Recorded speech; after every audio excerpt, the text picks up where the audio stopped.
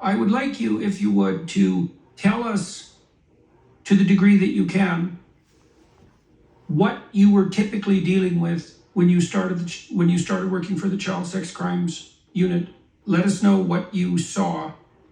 Let us know what that did to you, because that sort of thing, that changes people's conceptions of humanity per se. Let's say the nature of the cosmos and what it means to be human, right? I mean, when you're in contact with people who are capable of that level of darkness, you start to understand something about the nature of the human soul that you can't understand any other way. And that can be, that's the sort of thing that gives people post-traumatic stress disorder when they're soldiers. So, and now you said also your supervisors had an inkling that you might be protected against that, at least to some degree, because of your faith. So let's walk through what you learned and encountered first. What did you see when you were working as part of this Child Sex Crimes Unit?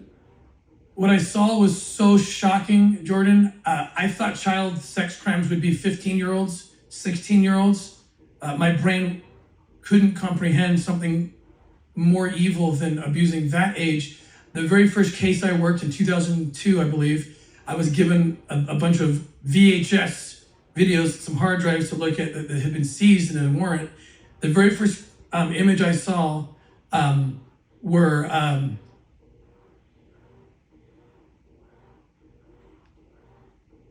three little boys that were probably 7, 5, and 3, and they looked like my children.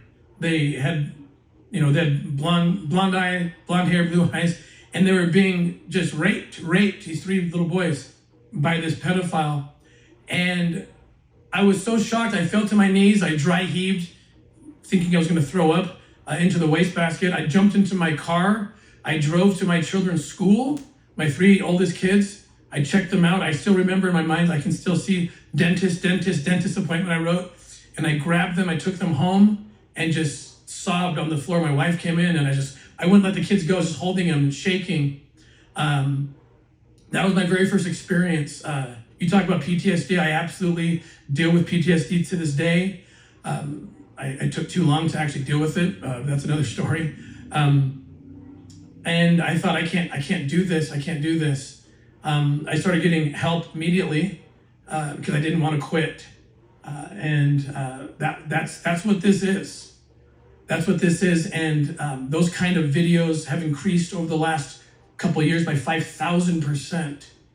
Yeah, well, in Canada, we just had a report from an organization called the Western Standard that 1 million child sexual exploitation photos and videos have been identified in an Alberta child porn investigation. 1 million photos, 8 arrests made.